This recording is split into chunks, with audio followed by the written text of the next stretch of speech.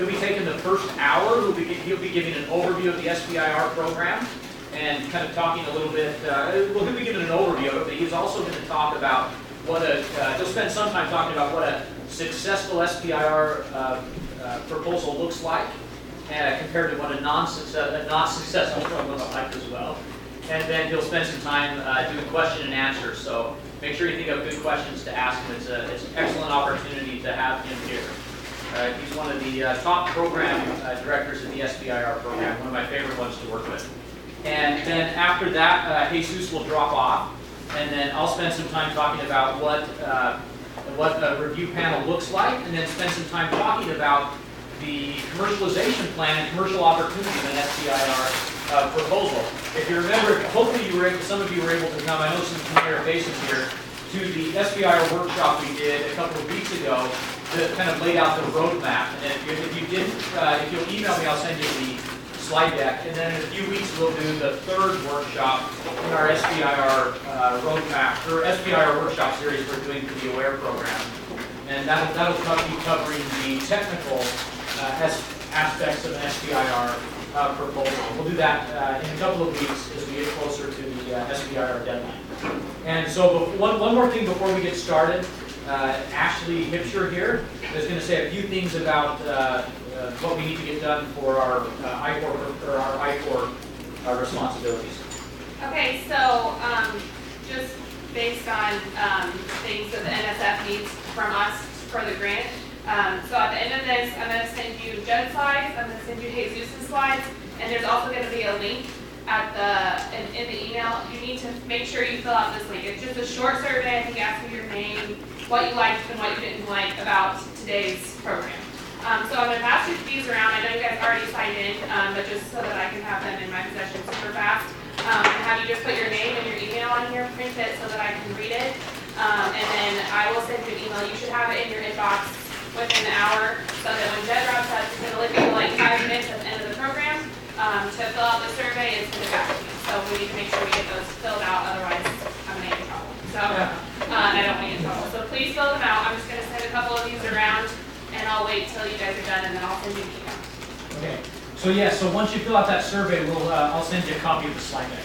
So with that, I'm going to turn this around so Jesus can see all your happy faces, and then we'll get started with that. And then also we also have some people joining us from across the Midwest as well. So let's see, Jesus, can you see? I see. Okay, great, perfect. All right, thank you, Jesus. It's all yours. Hi, Run Director here. The NSF SBIR program since 2002. When I arrived here, I created a biomedical program and expanded it into e-health. It's not so much that now we have a second Run Director, Henry, helping us. The first thing I need you to do is look at that logo there where it says America's Seed Fund.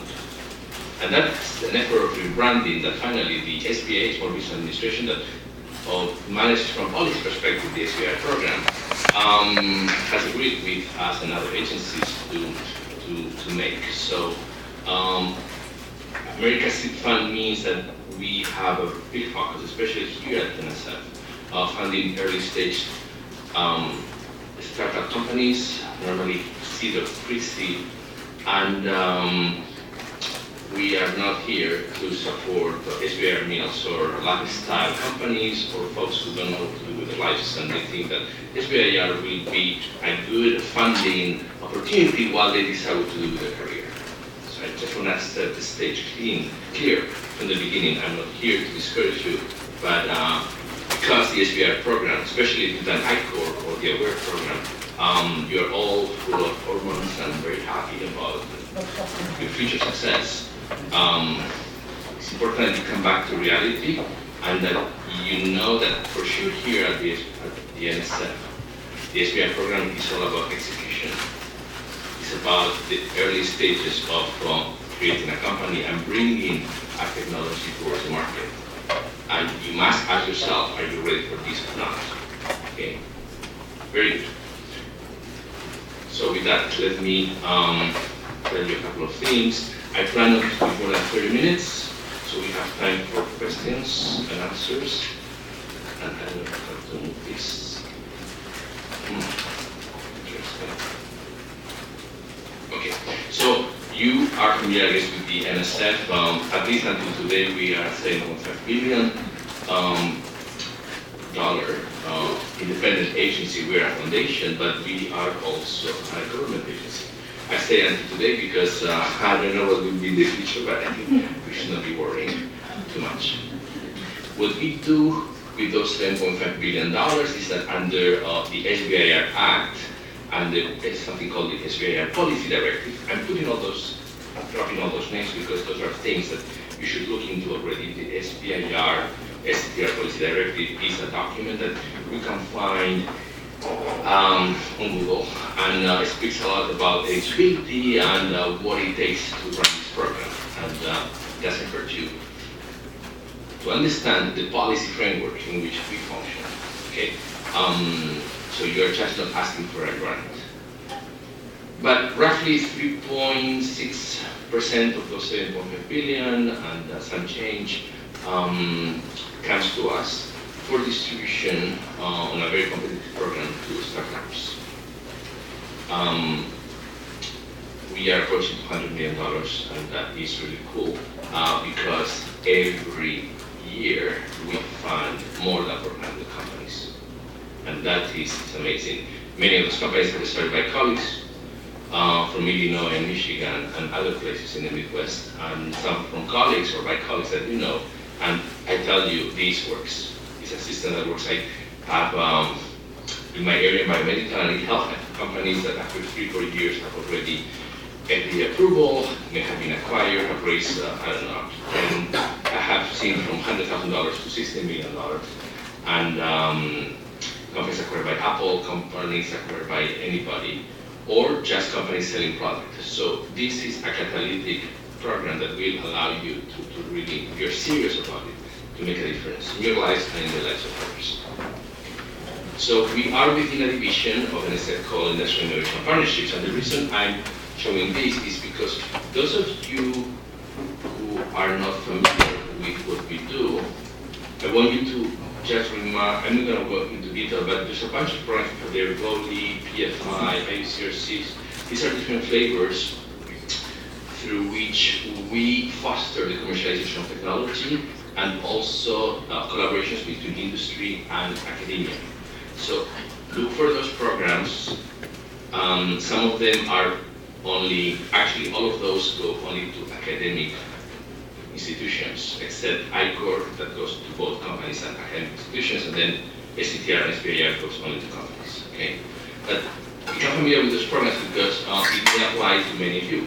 My objective obviously is to, especially those who have been aware, that you do ICOR and that you go into SBIR and STTR, but you may not be ready. For example, a program called Accelerated Innovation Research would allow you to leverage NSF investments. Let me just make this. By basically doing applied research and prototyping within your academic laboratory prior to creating a company. Okay? So creating a company is a big endeavor. Don't do it just because you're school. Do it when you're ready and when you're ready to commit and to execute. So you can speak if you're a faculty or if you're a student,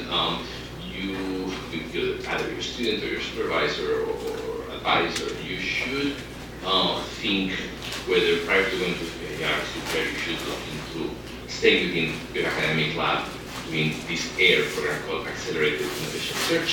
If you Google that, NSF AIR is going to come up, and it's pretty cool. It's kind of $200,000 for 18 months. After that, during that process, you can do ICOR or prior to it, and then after that, you will create an SBIR company. But in any case, that is not the objective of my my presentation. I just wanted you to become familiar with it. Okay.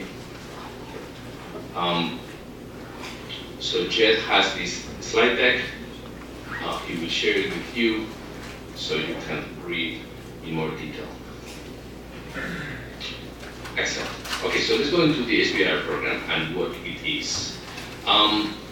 What we are trying to do here is to solve societal problems through the commercialization of high-impact or high-risk technologies. So it is a three-legged stool. I also call it a three-layer cake, where we have a high-risk technology, meaning to say technology is very difficult to bring forward, for which no sane private investor will give you money, unless they come from Silicon Valley. No, they don't come from Silicon Valley, they don't take that type of risk. So high-risk technology, societal problem that we want to solve, meaning to say, I don't think we have ever funded Facebook. We funded, I'm sure, some algorithms that help Facebook be commercially viable, but we would not have funded Facebook, I think. And then commercialization, okay? So solving a problem in society through commercialization of a risky technology, which means that if you have low-risk technology that you could fund with a credit card, I don't think that's our deal, okay? We want to really help you de-risk your technology, so then the private sector or other government agencies may be interested in funding. What we give you is a grant. It's not a contract, it's not a loan, so it's an equity-free investment. You don't owe us anything. The only thing that you owe us is to perform the work as established and approved by the proposal, and in the country and abroad know about us. And they know that receiving an NSF SBIR award is very difficult, and it's a real badge of honor. So we receive here investors throughout the year. They come with our companies for a program called Face to Be. I'll talk about it in a few minutes. And those people gave millions of dollars to those companies because we were behind them. Okay. And something that you're going to be hearing from me for the next hour is that we are obsessed with commercialization. Okay? It's not the research that you may be used to doing in your lab. It's not just some kumbaya idea that we want to solve. And it's just not commercialization per se. It has to be those three things: commercialization, risky technology, in order to solve a societal problem. Very good. So let's say that you submit on June 14th, either an SBIR or an STR. And I say June 14th because that's our next deadline. And let's assume that you get awarded. Well, you're going to get up to $225,000. You should not ask less than that. But you should not ask more than that. If you ask more than $225,000, we will return the proposal without reading it. Okay? So $225,000, don't ask less because you're wasting money. Don't ask more because we will not read your proposal. You will be asked to determine for how long you want the money.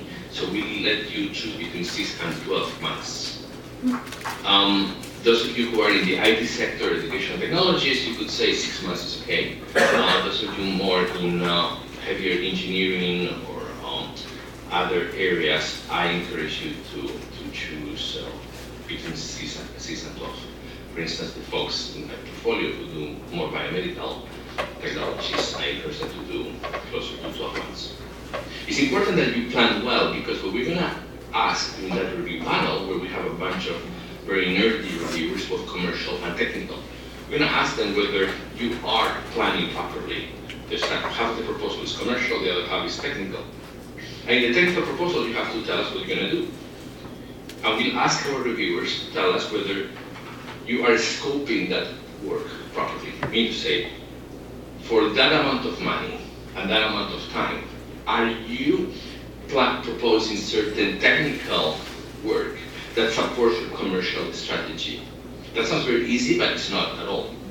Some people, so the first part of our proposal, and I encourage you to look for it on our website already, has a lot of fuzzy words like innovation, ambition, and all those things that they teach you on ICOR. By the way, I love ICOR, but ICOR may fill your head with birds. That's an Spanish expression. If you do not come back to reality.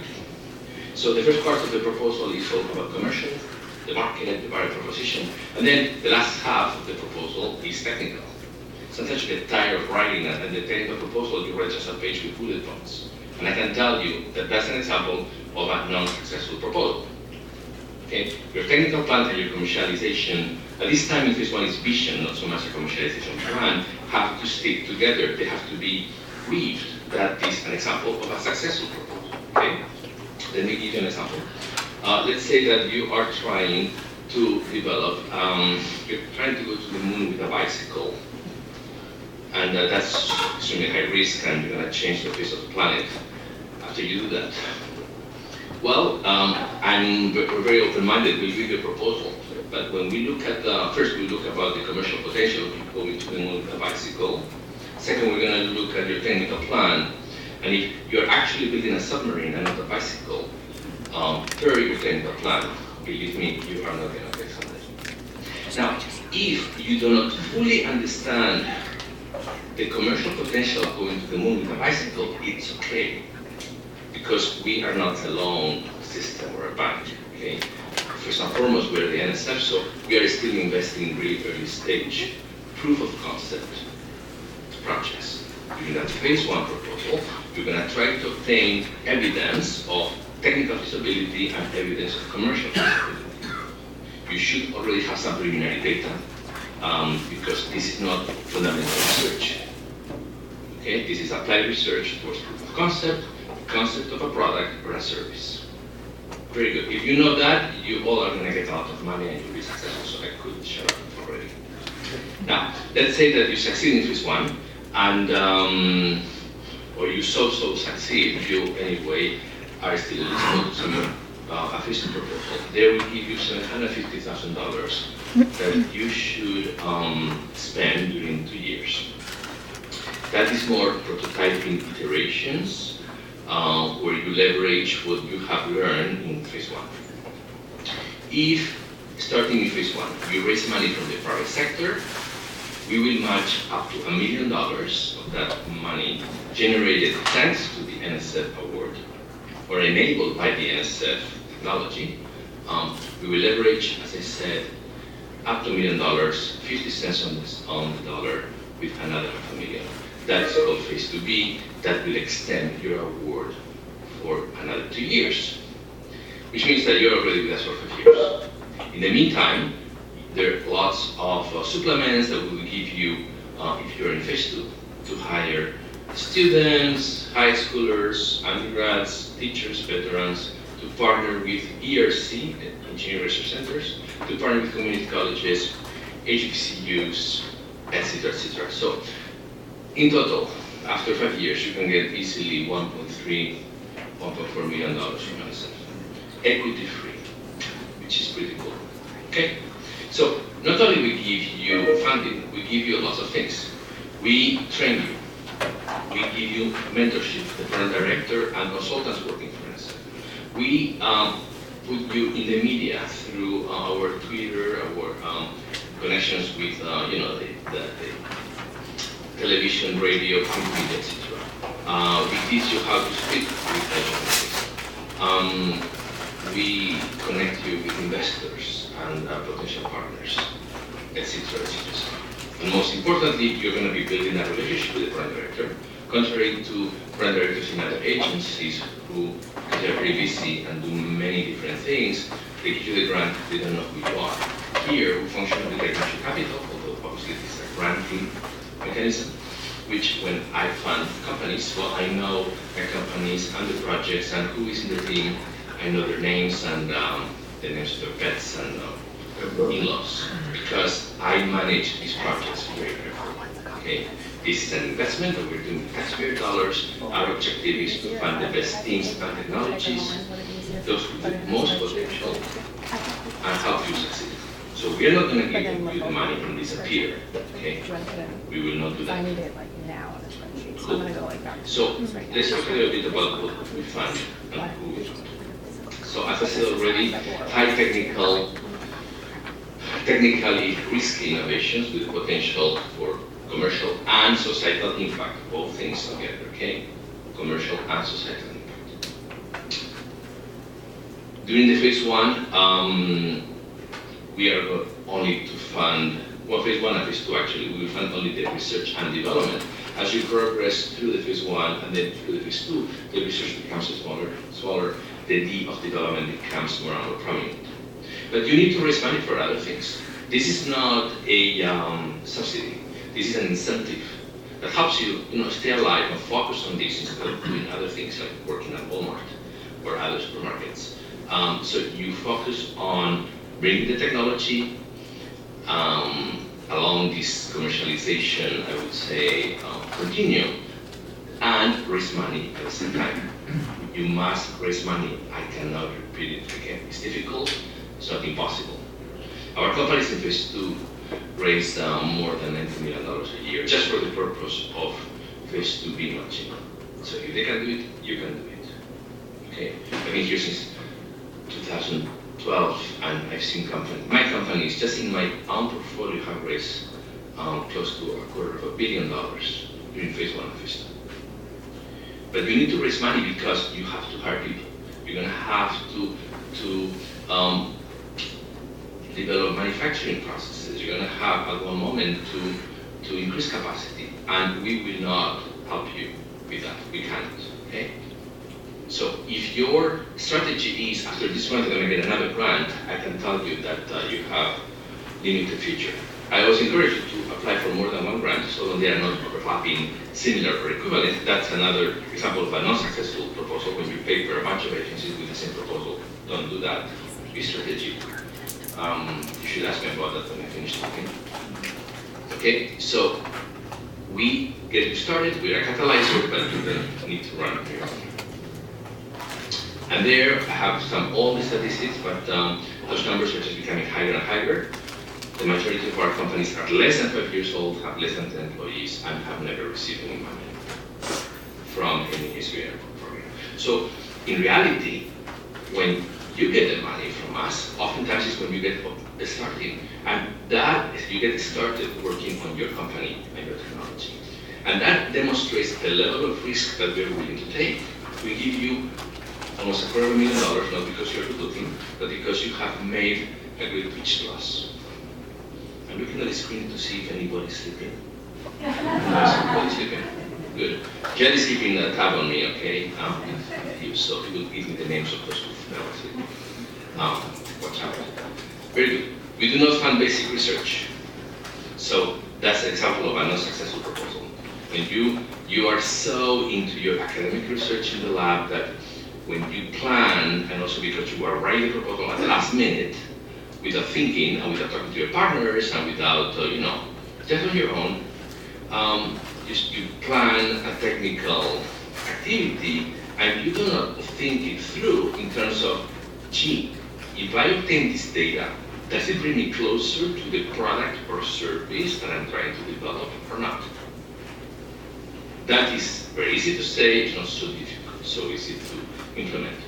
The best way to do it is to start writing already and talk to your consultants. With the ice cream factory, let's say that you develop vanilla ice cream and then you can do an NSF for monkey chunky or chocolate. And I love chocolate, but I will not fund it.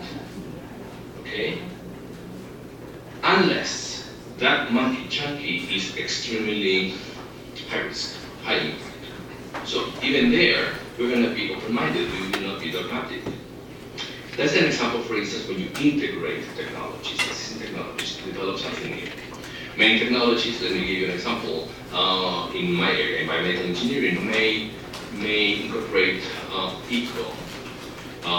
ecographic signals, or EEG, or whatever.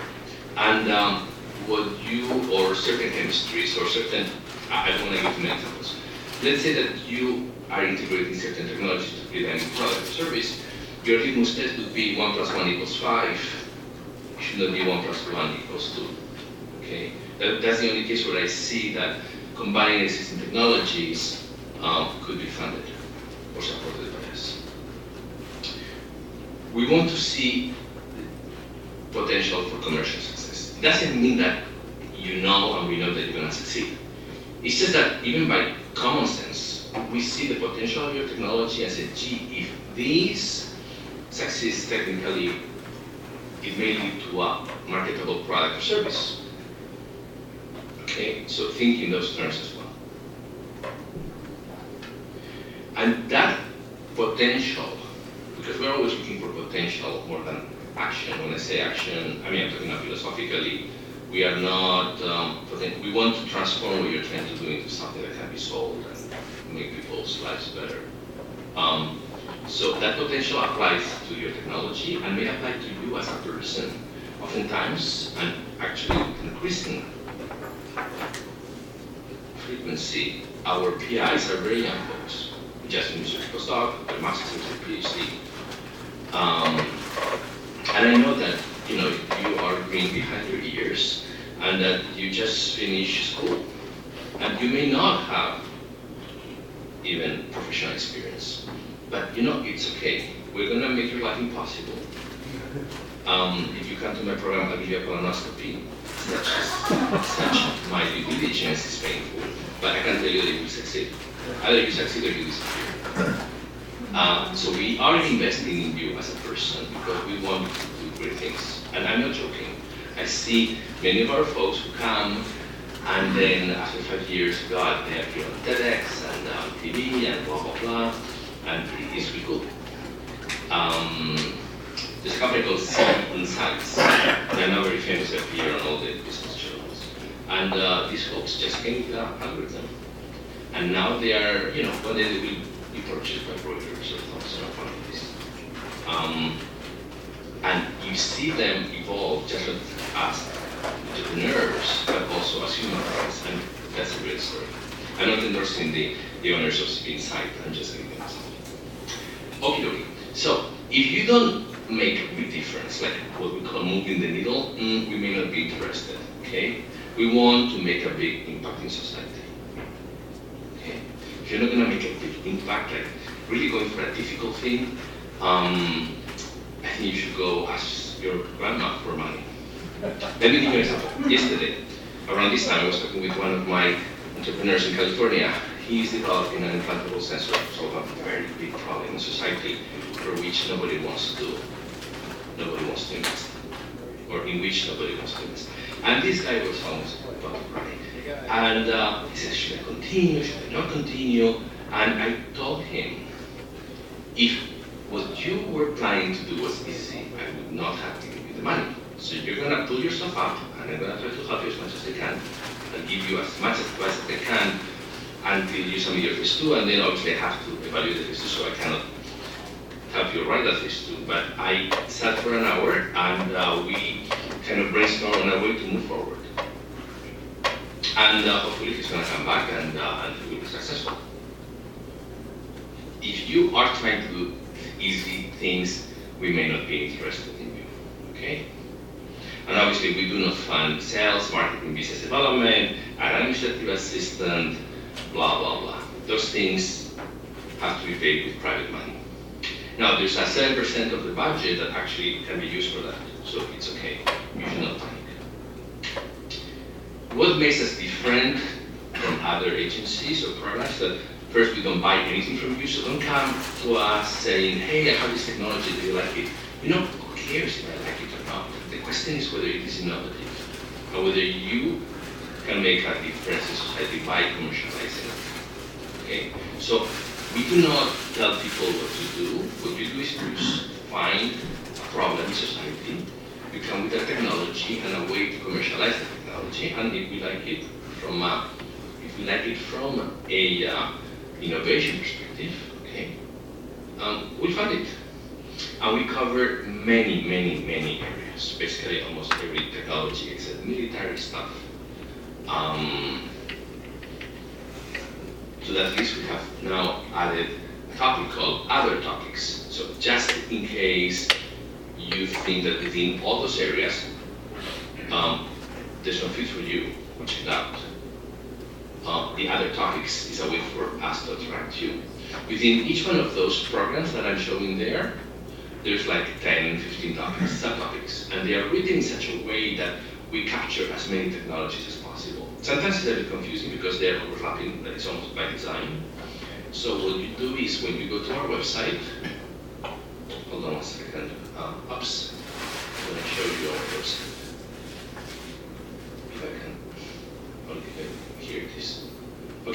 our website. It's going to improve soon. You go to nsf.gov/SBIR, and you can hear. By the way, you see this emergent NSF funded biotech in 2016 Bio Innovation Zone. That is an amazing, it's one of my babies. It's a huge 5,000 square feet pavilion that we do at the Bio trade show, where we bring together with NIH around 100 companies. And we pay for everything. You have a super sophisticated kiosk, you partner, we give you all kinds of stuff, media coverage, and we let you be there with the big guys. So those are the type of things that we do for you in addition to give you grant money.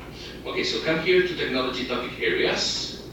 Hopefully this computer will work. Very good. So you have all these areas. I guess because I'm a bit chauvinistic, I'm gonna click on mine. That's one of my areas, smart health. And here you have some topics. Okay, you have the name of the program director, and you have also the phone number somewhere. Let's go to another one. Just to give you an idea, for example, information technologies, that's Peter Atherton, my colleague, and you have there his email address. You can also find our phone number on the website, and here is a ton of subtopics. Image and video, quantum information technology, cybersecurity, blah, blah, blah. Everything is written in such a way that it is almost impossible for you not to fit in our program, okay? Very good. This website, by the way, contains lots of good things. For example, there's a how to apply section, and you need to read all of that, okay? Do not come to us with stupid questions without doing your homework. If you ask stupid questions, we may think that you're stupid. And if you think you're stupid, we don't give you money. People are waiting. Okay, so you have there, I'm not gonna go into every link, but you have webinars and videos. By the way, I'm talking on May 30th, May 19th, you have May 4th, my colleagues is speaking, so here you have a video, which by the way is the same thing that I'm showing. You have recordings already. Are you a good fit? How should you apply? Please look at those things, okay, before you contact us for more questions. You are always welcome to contact us, but there's so much information here on that. Why wouldn't you look at it before? Okay. And then if you want to know how you manage a grant, although it's none of your business, I guess, but if you want to have some idea, here you have all kinds of stuff. Very good. Let me go back to the presentation quickly.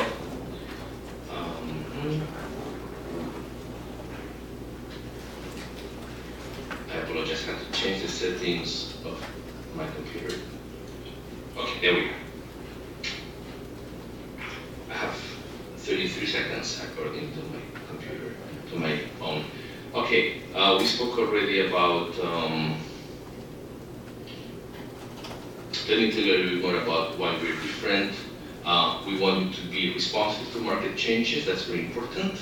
That means that you may have to pivot during the tenure of the award, and it's okay with us if it's evidence-based, we will support it. Pivoting sometimes means that your budget has to be changed, that you need different people, etc. It is okay. The pivots sometimes are because, the pivots take place sometimes because the results you obtain are not what you expected, and we will be very open-minded, okay? I would say a safe pivot is within a 60-degree. If you go through 180-degree pivot, I think there you'll be in trouble. If you're in a 360-degree pivot, I think you don't know what you're doing. Okay, let me focus on this presentation. Very importantly, always think in terms of commercialization, okay? Especially when you go to phase 2, you will have, the proposal will be 15 pages commercialization plan, 15 pages technical plan, and then there will be as well a final or interim report of your phase 1 work. Okay, but it's not that at the end of phase 1 you come and write a commercialization plan by yourself. First, already from the beginning of phase 1, we're going to help you work with a consultant who will help you prepare that plan. But you need to start thinking about it already. If you have at least some type of idea of what your technology will look like as a product or a service, you should not start it. But you don't need to have the full picture, because you will be learning as you work with us. Okay? Let's say that you don't get the proposal of work. You're going to receive great feedback from us. The reviewers will provide their anonymous basis, obviously, their written reviews, the panel summary of the discussion, and then you are entitled to a debrief with the program director. So you get free consulting, even if you do not get the award the first time. And if you submit an improved proposal, your chances of success are much higher. Okay? So many people do not get the award the first time, and that's okay, because we have like a maximum 15% award rate. Okay? So this is something for which you really have to be committed. That's why I started a bit blunt with you at the beginning of our presentation. The beauty is that the program directors here do this for a living. We don't work on any other programs, so we are fully devoted. And we have a lot of experience because all of us have been in the private sector, in academia, venture capital, blah, blah, blah. And all of us, or most of us, have had also an academic career, publishing, and have been users. So your first, from today, I guess your first opportunity to submit will be in June 14th, whether it's SBIR or STTR. But if you cannot do it for June, then you should do it in December. Okay, it's always December and June, December and June. It takes up to 5 months for us to review this, and your proposal starts, your award starts January 1st or July 1st. Okay? We have great experts reviewing this. If you believe you're an expert and you're not ready to submit a proposal, contact us, become a reviewer. The review criteria are always intellectual merit and commercial societal impacts. Those are embedded in all what I said, and they are also written in our website, so go read it. Okay? Very good. So I gave you there a bunch of links that I expect you to follow. That's the first page I showed you. You have the solicitations. I mean, we make it so easy that, I'm sorry guys, if you don't submit a proposal, you have no excuse, because there we say Fastlane step-by-step user guide. We show you screenshots of our Fastlane. Fastlane is the website where you submit the proposal. A screenshot after screenshot. Click here, click there. Come on, you could be watching the Super Bowl and submit a proposal at the same time. And you may even get awarded. Okay, so no excuses. In case of doubt, submit a proposal. In case of doubt, submit a proposal. Because the only thing you're going to do is learn, and there's nothing wrong with learning. Okay, and then you have these webinar pages, I already told you. We have also a YouTube channel with lots of fancy, smart entrepreneurs who are going to scare you to death because they look too smart. But they were green chickens when they started, so don't worry. And then, I'm just going to give you my last speech here. If you need seed funding to get started, we are the place to come, okay? You just need to have a great idea. We are obsessed with commercialization. We are not focused on dilettante people who are just there not knowing what they want to do with their lives. We don't buy anything from you. You identify the market need. You identify your potential customers through your iWork program, okay? We only fund R&D. It's okay if you pivot. Do not stress too much over which topic you should submit. Just read out those topics, contact the program director. If the program director thinks that he or she should not be the one, he or she will send you to another one. But at the end of the day, even if you submit on the quote-unquote wrong topic, we exchange proposals among ourselves. We are only 9 people here, and we are all in the same hallway. And in my case, all those topics I have, I create panels by pulling proposals from topics. Okay, and then those panels, and I know my colleagues do the same, those panels are created with either not similar technologies, but technology sectors or applications. What you need to do is, like, as soon as you finish this, go back to your desk and start writing your proposal. Because if you don't do it on time, you will fail. For instance, On that website that I show you, there's something with registration. You need to register on 4 websites: Duns, SantaGov, Fastlane, and I'm missing one. If you don't do that, and SBIR.gov, some of those registrations may take up to a month. You cannot leave that for the last minute. And proposals are half-baked. It's okay. We don't find the best written proposals. Sometimes they are written by a consultant. I have nothing against consultants, but sometimes if you let the consultant do all the work and your soul is not in it, we'll see that. Proposal is not perfectly written, can be funded with no problem. But a proposal is not written, but shows that there's no planning. If you don't plan, why are you asking for $225,000? If you don't plan, I'll see it, and then I'll realize that you cannot execute. For that reason, we need to start early, okay? It's not the best written proposal, it's the most, I would say, promising project. And with that, I'm going to shut up. And I'll let you ask questions if you're there. Jesus, thank you. That was fantastic, and I can say your website has improved dramatically over the last 10 years. So, first of all, let's give Jesus a hand for that. Okay, questions?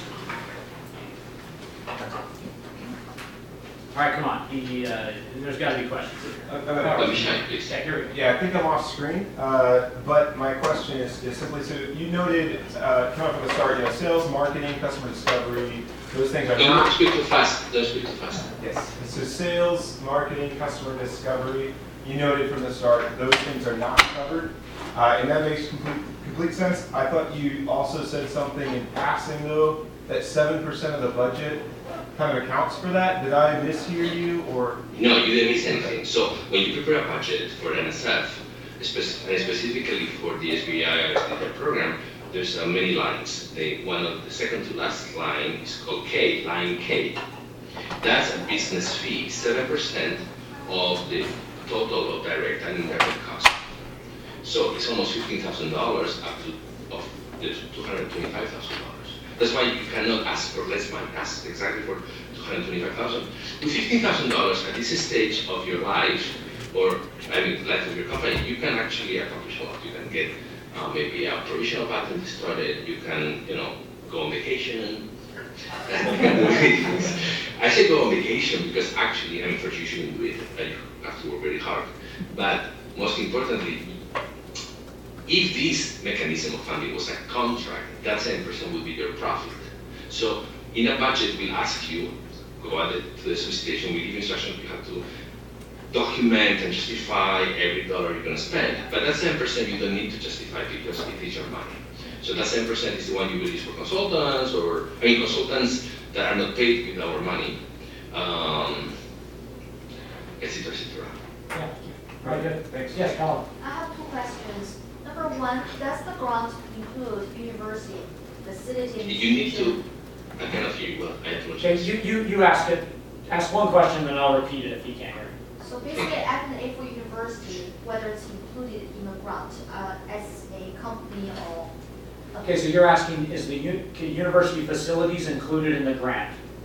Facility administration. Yes. Other grants, 58%. Yes, but we don't want you to run your company from your academic lab.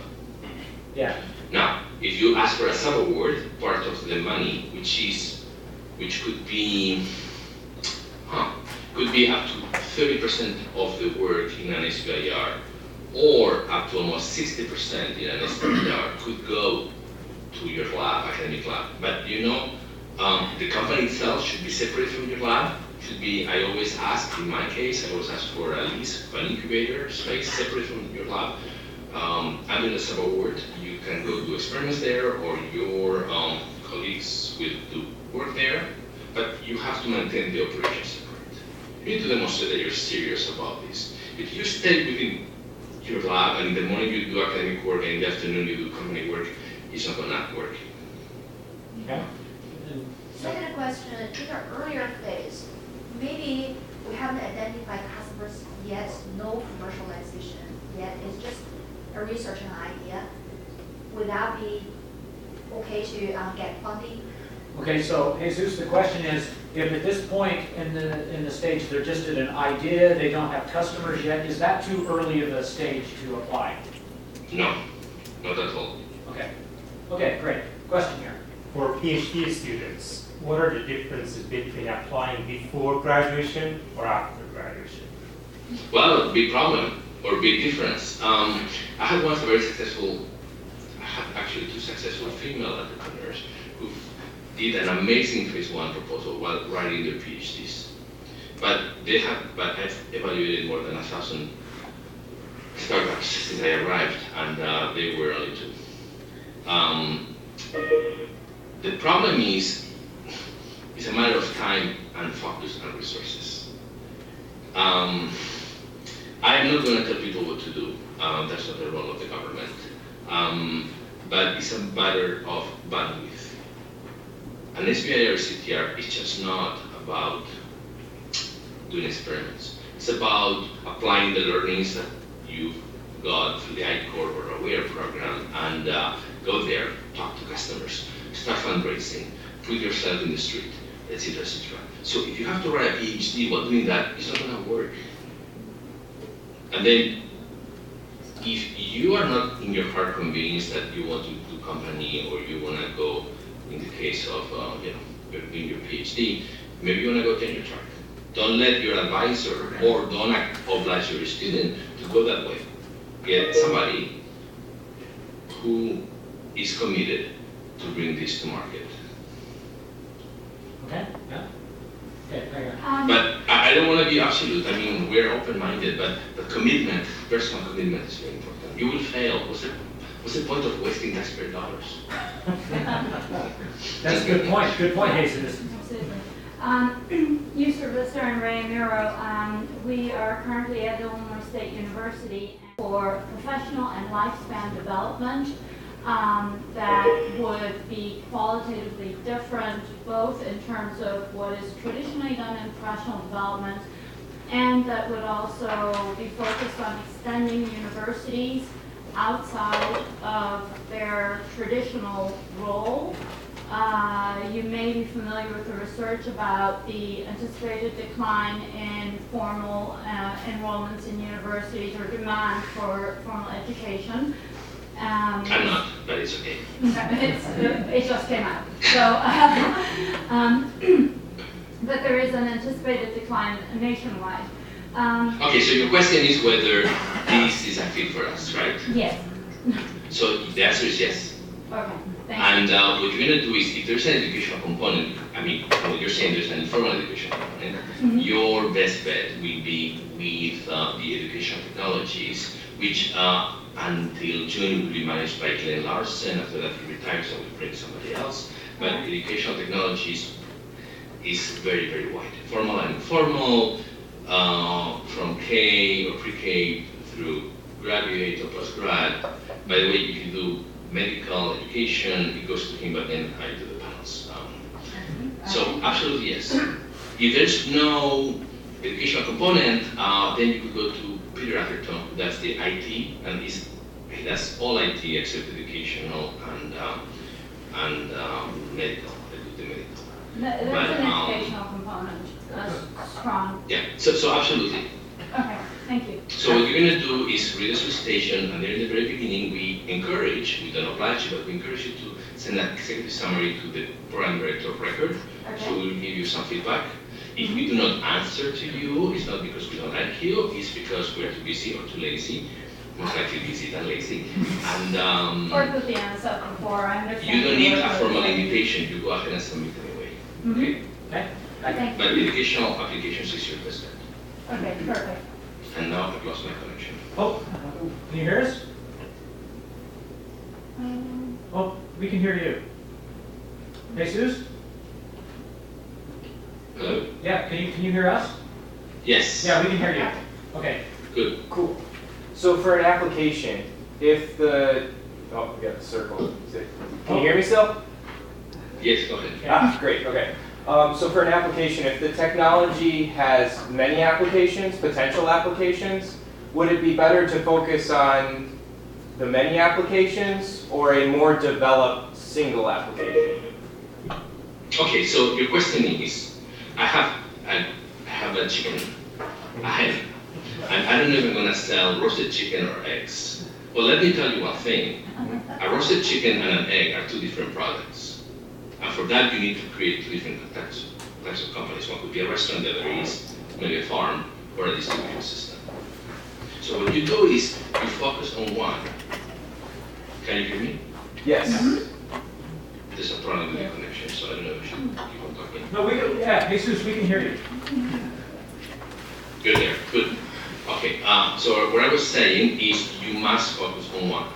During your proposal, you can describe the whole potential of your technology, but you must, through the ICOR program, you must identify your target customer, your value proposition, blah, blah, blah, blah, blah, your partners. There's a bunch of components in your business model or business canvas.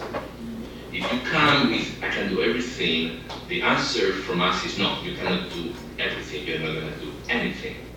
Because each application is a different product or service in a different market, different customers, different regulatory framework, different technology specifications, okay? So you are going to focus. But you tell us in a few paragraphs how great you are and how you're going to change the world with your technology. But stay focused. Thank you. Okay, good. All right, right. So to continue with the previous questions, do we need to mention the final iteration of the product design that we have made recently, or do we need to explain the series of iterations we have come so far? Jed, could you repeat the question? So the question is, do you need to explain the final iteration of the product that you're on, or do you need to explain all of the different iterations that have gotten you to the point of where you're at? Okay, what you're going to do is, think it this way. You are today here, and in an hour you're going to go write feverishly on your computer your proposal. Think first what your product or service could be, as you visualize it based on information. If you have not done the ICOR program, first go to ICOR, okay? It will help you. Then you think in 4 parameters. You go back, you create a timeline from that day where the product and service is in the market to today when you are feverishly writing your proposal. And you're going to think first how long it's going to take. Second, what has to be done in terms of actual development, commercial and non-commercial, what has to be done, right? Third, who's going to do it? So what is your understanding of the different types of or sets of skill sets that you need for each stage of technology development, right? And then how long, and then how much it's going to cost you. So how long, what has to be done, who's going to do it, how much it's going to cost. That is very easy to say. It's extremely difficult to answer. Very difficult. But you tell us that in your proposal. The other thing you do is, by the end of the proposal, there's a section that you must not ignore, where we ask you to talk about the future. What are your plans for phase 2? Where do you see this product in the future? That's where you put all that vision, etc. Okay? Because we're like an insurance agent. We want to know, we're going to take risk, but we want to know that you know what you know and you know what you don't know. Okay?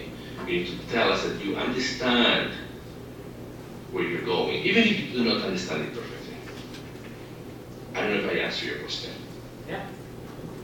Okay. Okay, hold on. Let's go one more question. Does anybody else have another question? We have time for one more.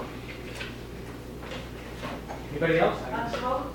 Okay, we'll do these 2 questions. Mine is really only self-serving, so you should probably ask yours. Yeah, so Okay, let's go mine ahead. is probably you can answer. So like how strict are you about the length of the application and also the number of support letters?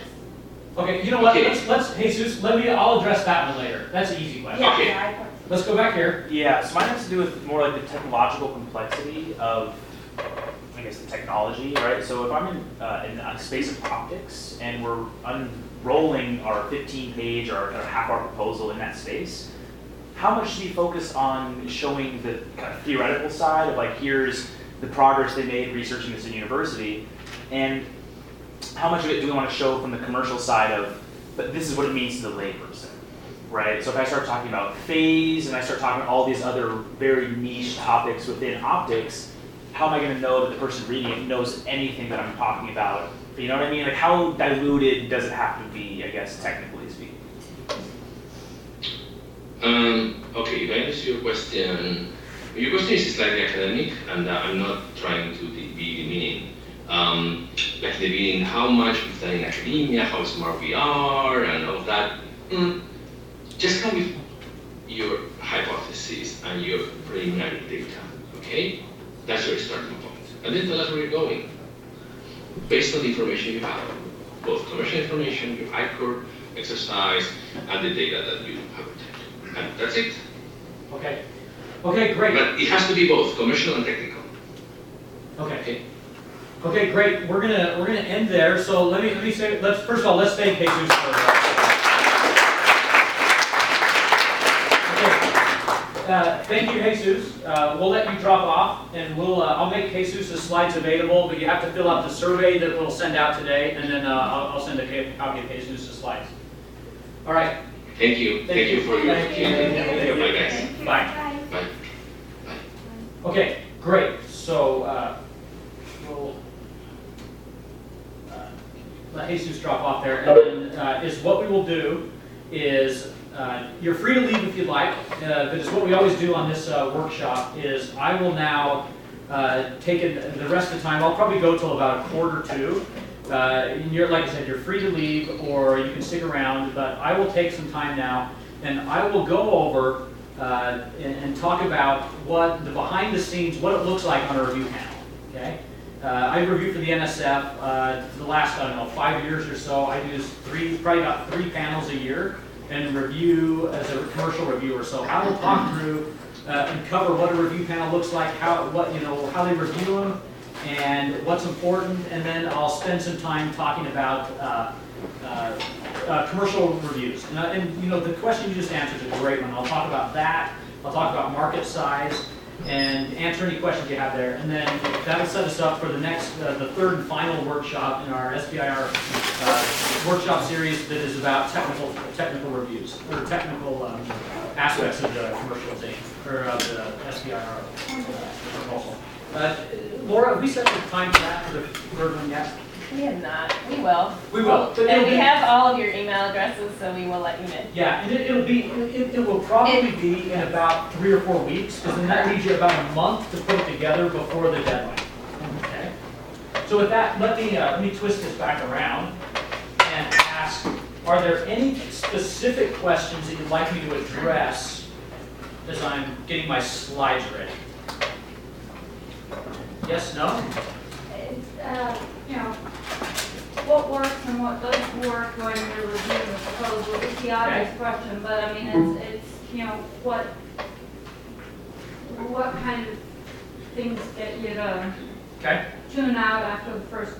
I am going to talk about that because that is very important, and that's one of the main things I'm going to talk about. All right, that kind of stuff I think is really helpful. So let me get my slides here. And yours will be available soon? If you fill out the survey. You'll touch base on the let me think about it. I don't know if I do in this one. If not, we'll cover it in the next one. That is an important part of the proposal. That should be good enough. Let me see, Matthew, can you hear me? I think you're on mute. I want to make sure you can hear me. Okay, great. And let me make sure when I share the slides here that you can. I want to make sure you can see these. Okay, hold on. Can you see the slides? Oh yeah. Wait, share. Okay, can you see my slides now? Okay. Thank you. Okay, great. Like I said, I'm going to go through these fairly quick, so I'll do the slides till about 1:30 our time, and then leave 15 minutes for Q&A. So I kind of covered that. Just for a little background on myself, so I've been an entrepreneur in residence here at Research Park for probably, I don't know, 6-7 years now. Actually 7 years, I think. I run the Technology Entrepreneur Center in the College of Engineering. So before that, I did a startup company that launched here out of Research Park called Pattern Insight. And we were SBIR funded, and so we did a phase 1, phase 2, we did a couple of B rounds as well from there. And I love the SBIR program because it kept us going through the recession. And we ended up raising funds and were acquired by VMware a couple of years ago. And then I've spoken at the SBIR conference and helped people get SBIRs now. I've written quite a few SBIRs, and I'm a frequent SBIR panel reviewer. I do a lot of work with the NSF through, run the I-Core program here with Laura and Harley, and then do a lot of work with the NSF. So the solicitation's been tweaked a little bit this year, so they frequently tweak it. They make a lot of changes here and there. I reviewed it again this morning to see if there's any changes, because it just came out about 3 weeks ago. And so this is the current solicitation. And if you haven't looked at it, go take a look. It's not very long. It's just, it's, I don't know, 4 or 5 pages. And there's not much to the proposal. And you can find it if you just go out and search for NSF, SBIR, Phase 1 solicitation. It's that simple, and you'll find it. And here's the components of the proposal. You've got an elevator pitch, which needs to be less than 1 page. You've got the commercial opportunity that is 2 to 4 pages. The innovation, where you talk about what's going on, what's the deal with your innovation, and it needs to be 1 to 3 pages. The company and team, which is 1 to 3 pages, and then the technical and R&D plan, which is a minimum of 5 pages, but they recommend 5 to 7. So the one I think about the proposal, I think about you've got an executive summary at the beginning, which is about 1 page. You've got the rest, which I think in total you think the first half of your proposal, including your executive summary, is your commercialization plan. That's how I think about it. That's where you're talking about, why this is a compelling opportunity and anybody should care about it. And then I think the second half of it is your technical plan, right? So and think about it, it's 50-50, technical, commercial. That's how I think about it, okay? So with that, let's talk about what a panel looks like, okay? So I think this is really interesting because I had no idea for years before I started doing this. Has anybody here sat on an NSF review panel? What kind of panels have you sat on? For educational technology. Okay, but not SBIR? No. Okay. So I've never sat on a research one, but from what I've heard is the SBIR one's quite a bit different than that. So what a typical NSF SBIR panel looks like, and from what I've heard, from everyone I've sat on, they've been the same. It doesn't matter what program director it is. They've all been very similar. And I included a picture of like what the conference room typically looks like. They all look the same. You've got a long table down the middle, and you've got chairs along the side. The program director sits at the head of the table, and there's always about 6 reviewers. And maybe there's one less, maybe there's one more, but there's typically about 6 reviewers. And there's always about 3 technical reviewers and 3 commercial reviewers. Okay? And this is a really important part to think about, because the technical reviewers is they will try to get technical review. Your proposals are all grouped together, so they'll try and get maybe advanced materials all together.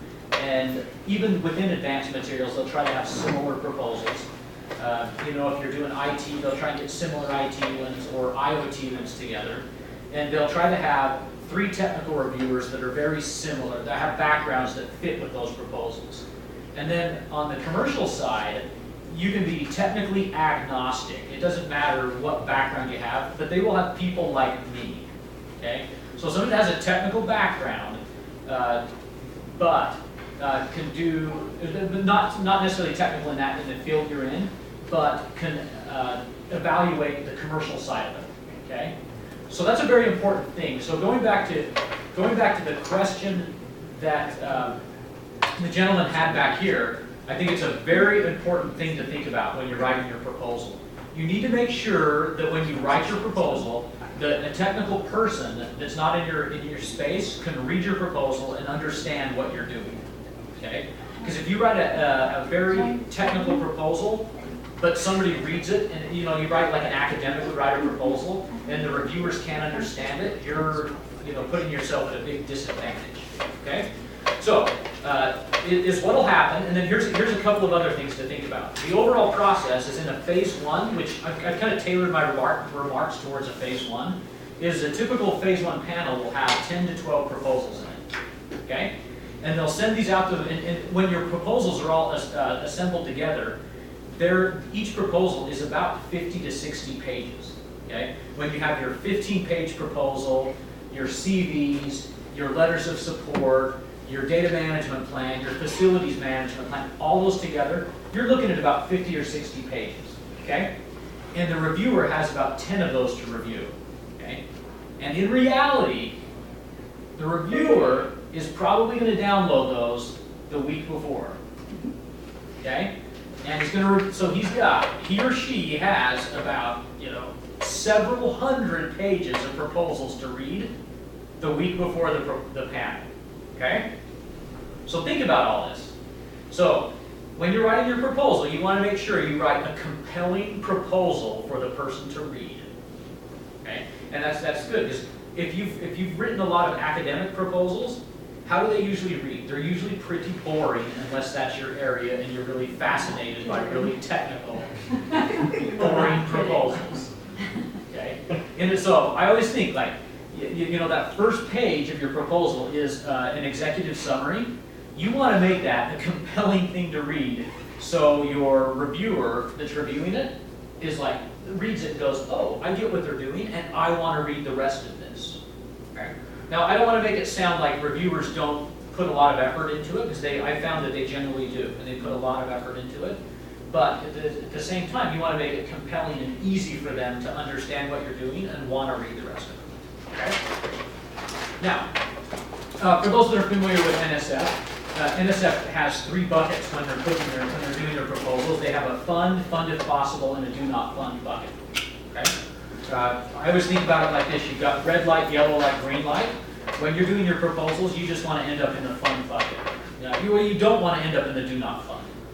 I've heard it said several times from program directors is that they say it's very difficult for them to fund a proposal that ends up in do not fund. They don't say that they can't fund a proposal that ends up in do not fund, but it's very difficult to fund a proposal that's in do not fund. So basically, you want to make sure that you write a proposal that ends up in fund or fund if possible. Okay? So what happens is the proposal, the panel will get in there. They will the panel's convened, and they'll take about 30 minutes to review each proposal. So they'll pull up the proposal. There will be a lead person that starts the discussion, and the panel will discuss each proposal. Okay? And they'll talk about the commercial merits of a proposal. They'll talk about all aspects of it. They'll talk about the technical merits of the proposal. They'll talk about the intellectual merit, the broad, what is it? I can't think of the word. The mind's going blank here. The intellectual merit and broad impact. Broad impact, yes, thank you. Broad impact of the proposal. They'll discuss those. They'll go over, everybody will have a chance to chime in on the proposal, and then they'll decide where they place it. They'll go through all the proposals like that. They spend about 30 minutes on 20 to 30 minutes on each proposal. And then after they go through all of those, they'll decide where they fit in each of those 3 buckets. And that's about it. And then I'll tell you, after the panel, the reviewers don't know what happens after that. Like, you don't know what happens to each of them, unless you go look at Fastlane like a couple months later. And that's about it for it. But there are a couple of takeaways that I get from this, that I've learned over the years, is it's critical that when you write your proposal, you make sure that you speak and you write in a way that someone like me can read your proposal and understand what you're doing. Okay? Yes? You mean the technical you or the non-technical you? Me. Like, you just think about it like me. Somebody like me that is a technical person, like I've got a master's degree in computer science, but I may have no idea what you're doing in optics, but I should be able to read your proposal and at a high level know what you're doing. Okay? So if you write a proposal that's got a lot of mathematical equations and you're talking that only an optics person can understand what you're doing, you're in trouble. Okay? Because I'm going to be a reviewer. I could absolutely end up reviewing your proposal. I'm speaking not like literally, but somebody like me is going to be a reviewer on your proposal. And so if you're writing it so only an optics expert can understand what you're doing, you're putting yourself at a big disadvantage. The do not fund file. Yeah, you are going to be do not fund. No, I'm totally kidding. But in reality, like somebody like me is going to review your proposal. They're going to be the commercial reviewers. And I absolutely read your whole proposal. And if I don't understand what you're doing, like, that's bad. Okay? So, but I'm not saying like dumb down your technical side. I'm just saying just write in a way that somebody like me understands what you're doing. I may not understand all the technical detail what you're doing, but I should be able to read it and go like, oh, okay, I understand what he's doing. I don't understand like the math behind it, but I understand what he's doing.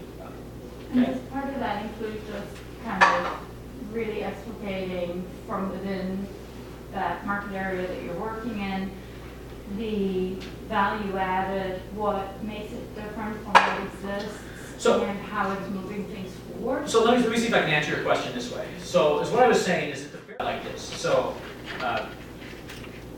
right at the beginning, you have an opportunity to say what you're doing and what value you're offering to your customers, right? So in your executive summary, the solicitation right at the beginning says you want to say who your customers are, what problem you're solving, what value you deliver for them. And right at the beginning, I'd like to think if you want to identify what's the key problem you're solving and what pain point there is, okay? Now, you got to think about that for your specific technology. If you're a software company, like I'll just take for software for instance.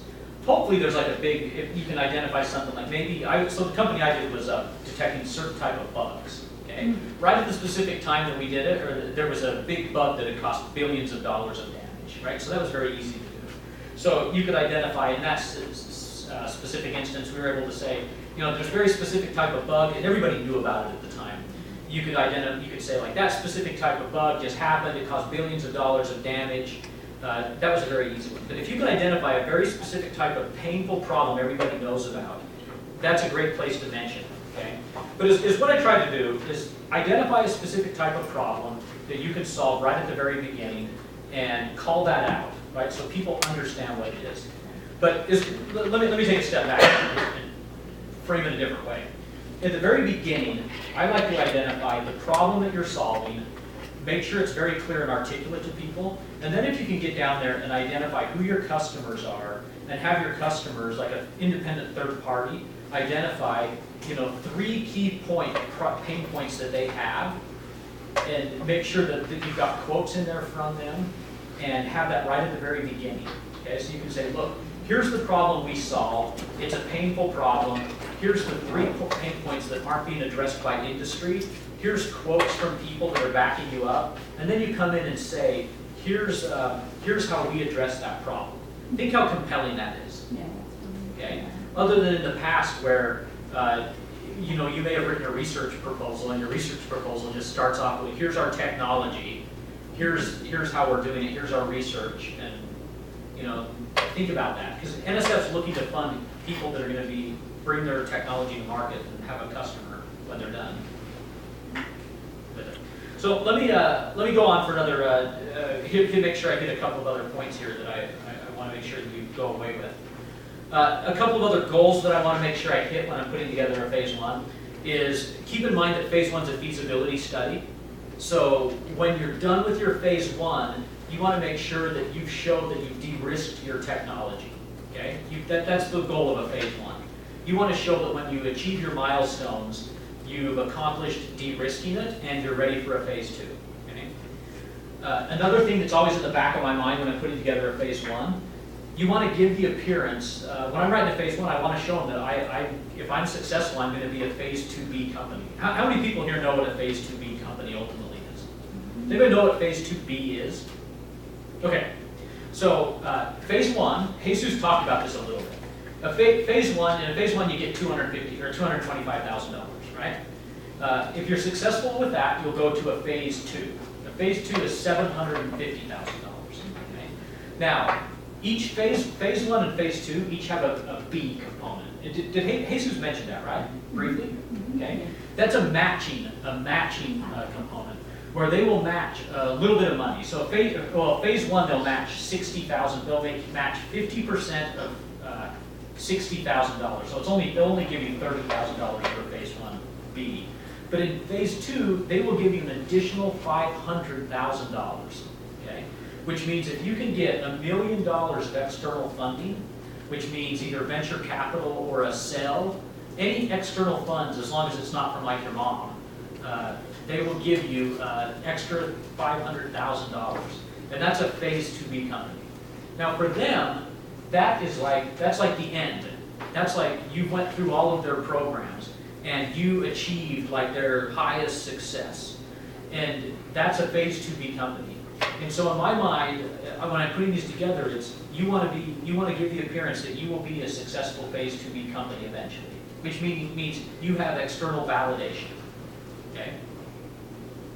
And those type of companies are companies that have customers, venture capitalists interested. That's a phase 2B company. Okay, so I'll skip the rest of that there for lack of time, but they're all kind of similar goals there. Appearance of a winner, gaining trust of your program directors. Yeah, Jesus kind of hit on that as well.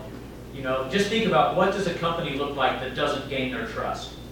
Those are people that ask stupid questions that are on their website, you know, emailing them all the time about simple things. Those are people that don't gain their trust or miss deadlines. I'll send you these slides again. A couple of other things, general approaches. A key thing here. Let me mention this. High risk. They fund. Jesus mentioned this too. They fund things that VCs won't touch at a very early stage. So let me give you a specific example. There was a team here in this building that was a really solid early stage team. They put together a proposal for a phase 1, and they proposed going, this will address your question too. They proposed 2 ways to go to market. They said we can do this and we can do this. And we're going to propose both ways going to market because it's going to reduce risk. Okay? Because we can do both of these things, and between the 2 of them, we'll have customers, right? Because that's how they thought. That's the best way to do it because it's going to reduce risk, right? And we'll be successful. They got rejected in their phase 1. And the feedback from the review panel, or from the program director, it was actually Jesus was the program director. Their feedback was like, that's not risky enough. It's like if you would have proposed one of those ways, we would have funded you. And so their feedback was, go back, pick one way, pick the risky way, and if you'd done that, we'd have funded you. So they did that, and they reapplied 6 months later and were funded. Okay? So it's kind of a different way of thinking, but that's what they did, and that's just what NSF does. Yeah. So do they really provide that like detailed feedback, or do they like really try to bring it out of them, like, hey, why didn't this get funded? Or No, you'll get feedback from a panel. Yeah, Jesus he highlighted that if you apply, that's why he said like just apply. Right. Like he said, just apply. Worst case, you will get feedback from a panel. Now I'll say probably your feedback's different from different panels, like depending on the people on the panel. But like I was just on a panel last week, and the panel spends a lot of time putting detailed feedback in there. Now, it depends on how good of my experience has been too, depends on how good your proposal is. If you're a proposal that has no hope, like, if you're like a really bad, if you propose something really bad, like let's say you proposed a corner flower shop with no technology behind it, right? It doesn't matter what that panel says, you're probably not going to get funded, right? So the stuff in there would probably not be very useful. But if you got innovation like optics, right? They would give you good feedback that would, and if you follow that feedback, you probably have a decent likelihood of getting funded. Yeah, absolutely. Yeah. So quick question. First is all of the team panel members have to read the proposal before discussion. Is that right? Your question is, do all the panel members have to read the proposal before the panel? Yes. No. It depends. Well, let me say it depends. Most of the panels, it depends on how many proposals. Like I've been on a panel where there were like 12 proposals being reviewed, and they split it up. And so maybe half of the panel members reviewed some of the proposals. And they assign who to read it before the discussion. Yes, that's right. And do they have to have a summary statement before the discussion? All the panel decide and they write together the summary statement.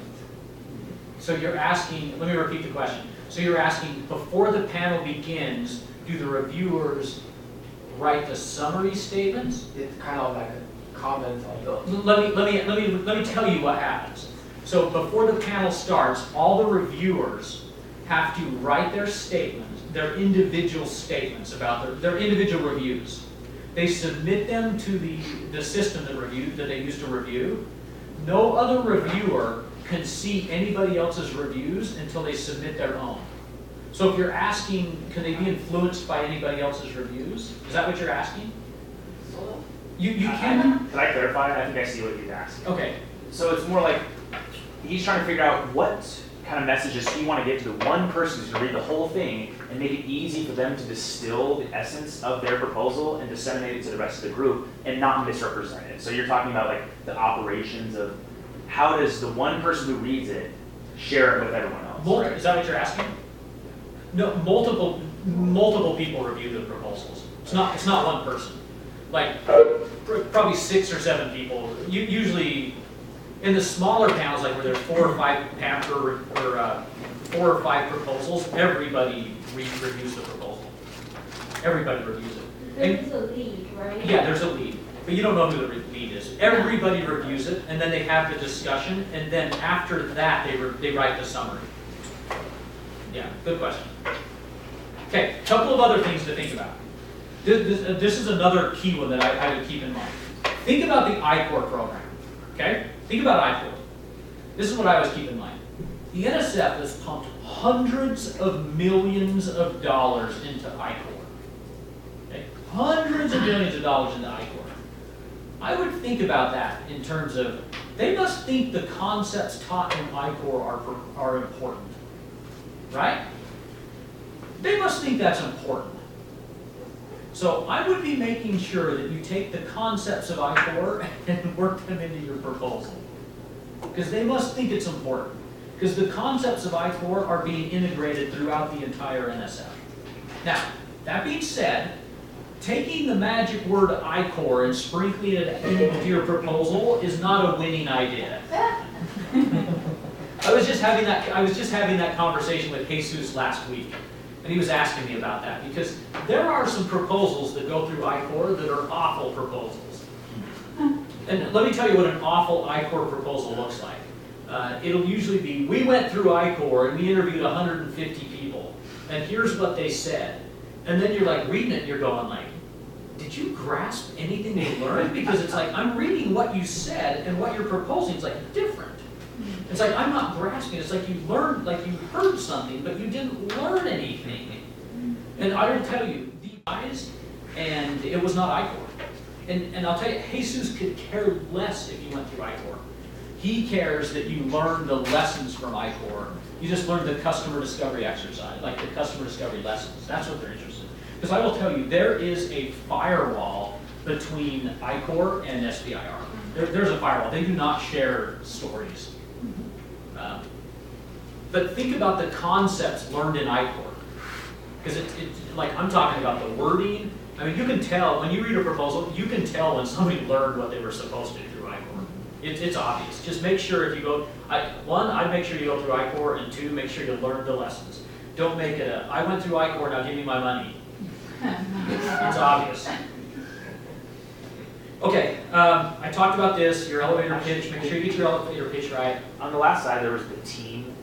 Yeah. That's something I've actually been wondering about, and in terms of like faculty involvement, student involvement, outside of school. Let me move on. I've got a slide on team. Okay, so let me talk about, let's come back to your question about team in a minute. Because team's important. I've talked about elevator pitch.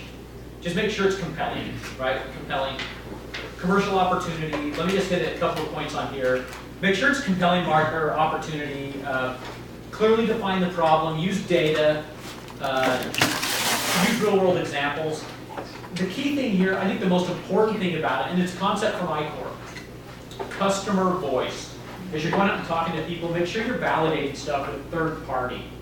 That it's not just you, it doesn't come across that you sitting in a lab telling them ideas about what's important. That's one of the most key important things you can do. Making sure you've got independent third parties backing up what you're saying. Okay? I talked about this. These parts are obvious, and some of them are in the solicitation as well. Describe your approach. Be realistic. Back up your assumptions. Niche market isn't bad as long as you identify why you're going after that niche market, and what you're going to do after you overcome that niche market. That's important. Let's see, I'm going to skip that part because it's self-explanatory, I believe. Industry overview, I'm going to skip that as well for lack of time. Resources, this is an important one here. Make sure you list what resources you need to bring your product to market and your timeline for getting those resources, okay? So whether that's people, whether that's money, just make sure you show that you've thought through those resources that you need.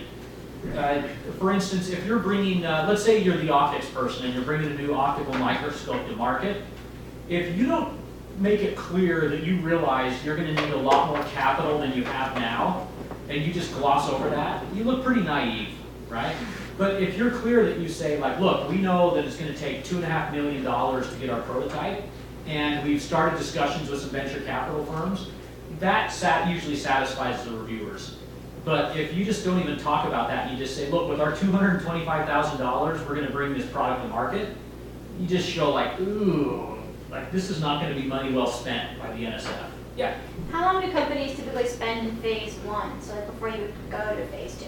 Well, phase one's 12 months at the most. Oh, okay. Yeah. And they'll let you apply, nowadays they'll let you apply after 6 months for a phase two, so you can put your application in after 6 months, so there's no gap to your phase two. Got it. Yeah. Okay, so that's what I'm going to say there. I'm going to skip over the innovation. We'll cover the innovation part in the next workshop for lack of time. Okay, company or team. Let me just talk about the company or team. Okay, so let's just be honest. Most phase one teams are usually very weak because you're phase one teams, right? You usually don't have a CEO, or if you have a CEO, it's just usually one of you saying you're a CEO, right? They're not really concerned about that. Like usually you don't have a full-time CEO that's a business person that's got a lot of experience. And that's all right. They're fine with that. They know that. It's fine. I always say, you can hardly see it here, but I'm always fine with it. Call out your gaps. Don't hide your gaps. I say this all the time, and they're completely fine with it. They're not concerned about gaps in your team. They're concerned about you having gaps and not realizing you have gaps. So it's all right if you have gaps, okay? I always tell people, call out your gaps and just put in your mitigation plan and say, look, here's like, we're weak on the CEO or professional management. Here's how we're covering it in the short term, and here's our long-term plan, okay? That's what I always tell people that I would do, okay? Don't know that you don't know Yeah, part that's scary. Story. Yeah, but it's all right to say, look, here's our weakness in our team, here's how we're addressing it in the short term, and here's our mitigation plan for the long term. Okay, that's fine with it. Okay, I make sure you just surround your team with good advisors. That's the good thing. So here at the university, we rely a lot on the entrepreneurs in residence here at Research Park. That's one of the greatest resources you can use. And that's just what they want to see. They want to see that you've got people surrounding you that can help you when those problems are going to pop up.